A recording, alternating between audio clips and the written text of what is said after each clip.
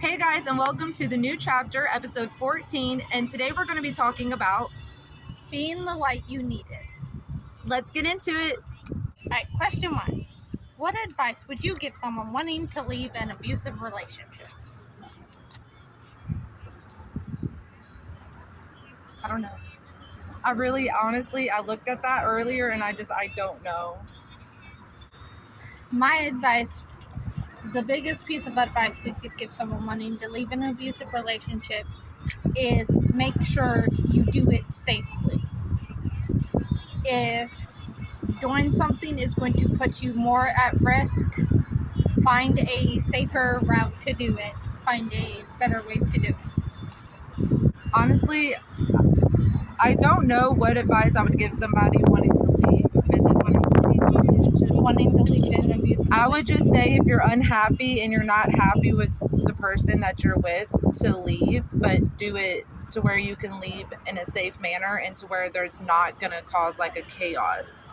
And that if you're really that unhappy, try to reach out to somebody who can help you.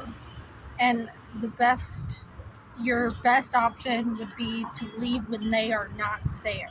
Leave whenever they're not around. Whenever they're not home, when you know that they're out and about or whatever, and you really want to leave that person, leave. That is your time. That is your open window to leave safely. Okay. What advice would you give to someone wanting to help somebody leaving? To be careful. Be careful and be cautious and be calculated in how you move and what you're saying to that person and how you're saying it to that person to be able to leave safely. Because any wrong move could hijack the entire plan of trying to leave. Yes, because if you mention it to the wrong person, you can put the person that you're trying to help in danger. Yeah, and so much more danger. So, yeah, just be careful. What advice would you give to someone after they left an abusive relationship?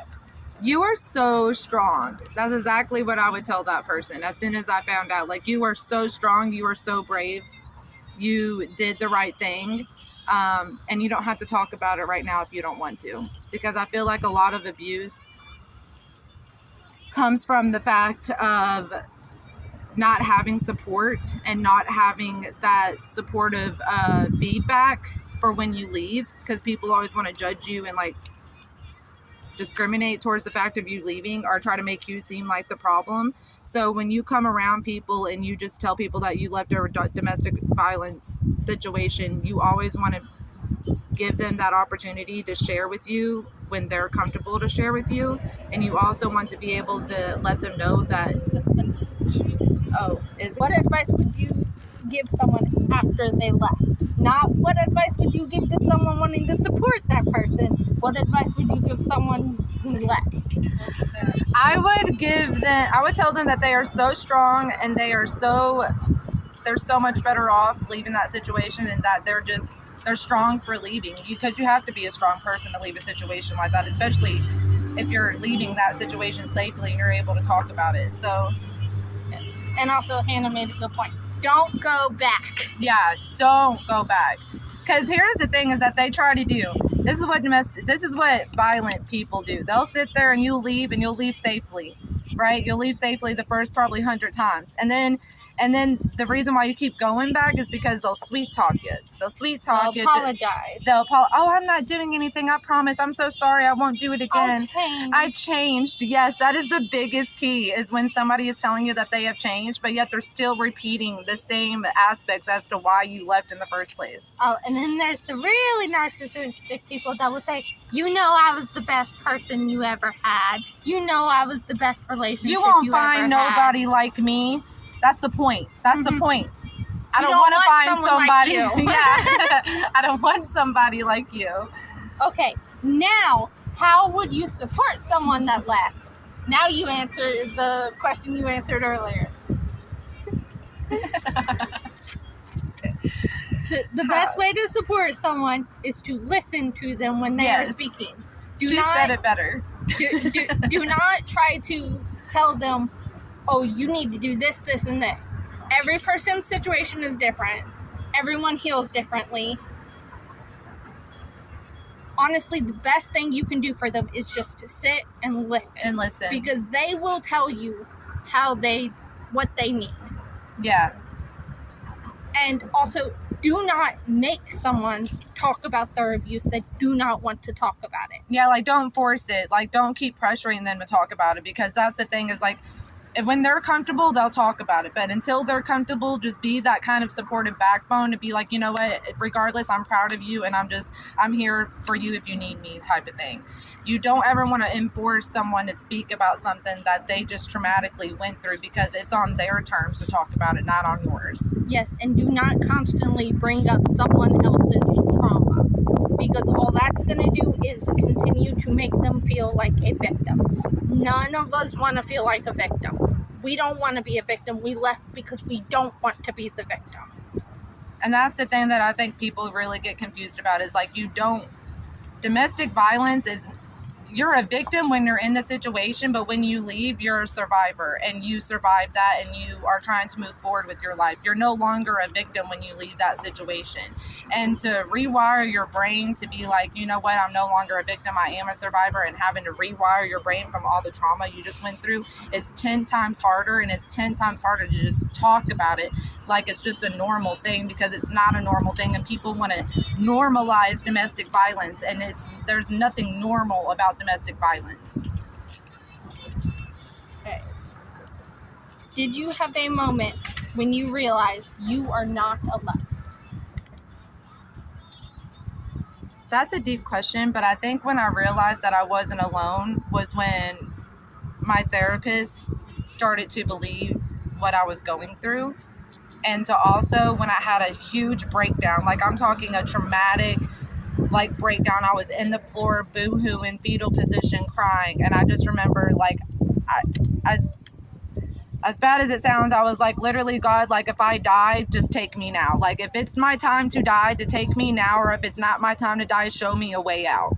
And I remember sitting inside of that fetal position screaming, like, God, please, like, if this is not my way to die, if I do not die now and you do not come and get me now, then tell me a way out, show me a way out. And I just remember, like, a few weeks went by, and I was so desperate to get out of that situation. But I wanted to get out safely. I didn't want to get out to where, like, I didn't have nobody, I didn't have this and that or whatever, but it was more so the fact of, like, I needed to get out, and I needed people to believe me. So my therapist believed me, a certain social worker believed me, and then I was just like, you know what, that I know that they believe me, and I know I'm going to get out of this safely. But it came down to the point of me having to be in a fetal position and screaming at the top of my lungs to please, like, if it's my time to die, take me now, or please show me a way out. And that's literally where I ended up at. Yeah. For me, that moment was when I arrived at that place. Even if we're not allowed to actually say it. Hearing everyone else's stories that have went through similar situations of the abuse, and hearing everything that everyone else has went through, it makes it feel like it lifts the weight off your heart, hearing that you're not the only one that went through this. Yeah, I feel like that's helped a lot too, but I've also been in and out of domestic violence shelters for safety. What is it? There was a bug on you. Oh. Lord have mercy. Okay, for what? I forgot what I was saying.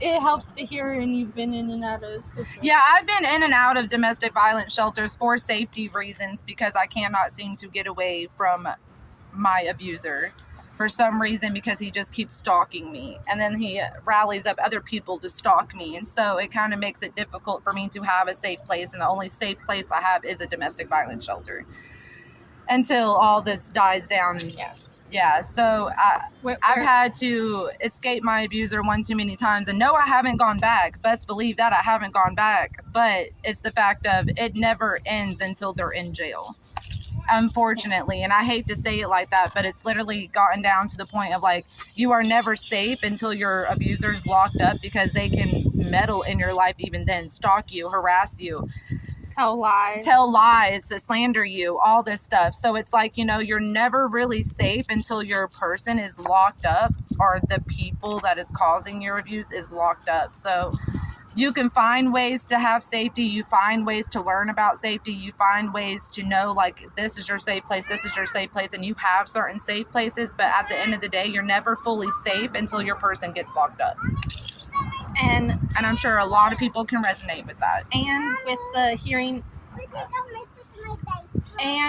the hearing other people's stories.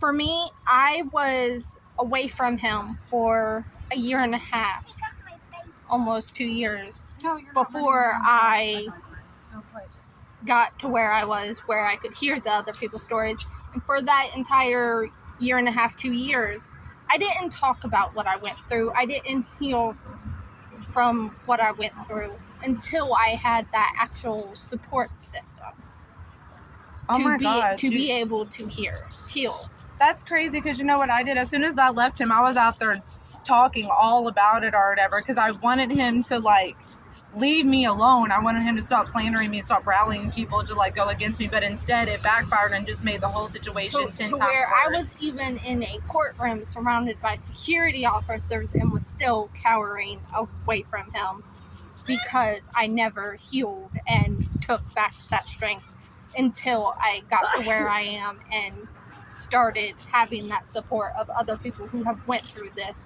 and are still going through it with me. I feel like I'm in a good place now. I feel like I'm in a really good place, and I'm far away from anybody and everybody working on it. Yeah. I just feel like I'm in a much better safe place, and I'm in a much better headspace. I'm in a much better just a whole situation altogether.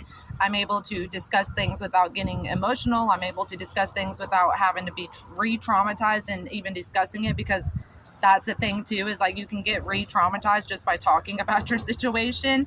So that's why it's so important for people to open up and talk about it on their terms and when they're comfortable with it, because you do not want to re-trigger those emotions or re-trigger those when you memories. Share those moments and you share those memories, let yourself feel those emotions, because if you push them down, all it's going to do is hinder you more and hurt you more to hold that in.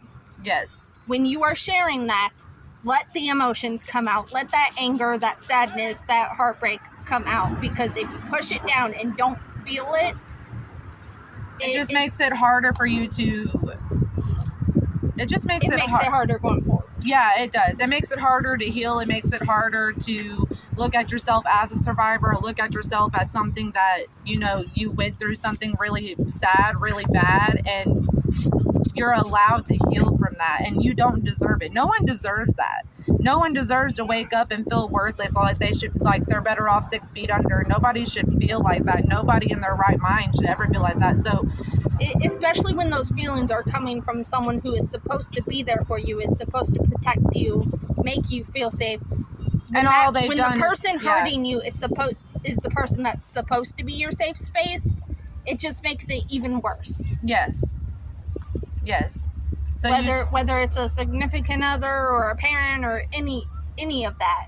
Because abuse can go any way, either way. You can have friends that are abusing you. You can have family that is abusing you. It's not just in romantic relationships. And I really emphasize on this a lot in my videos, because I think people just think, oh, domestic violence, oh, it's just your romantic partner. No, it's with family, it's with friends, it's with acquaintances, it's with anybody in your workplace. And male or female, it is not always the male abusing the female. Exactly. And we're not here to sit here and pick sides or anything. We're talking in a general statement when we do these videos, so I just want to emphasize on that.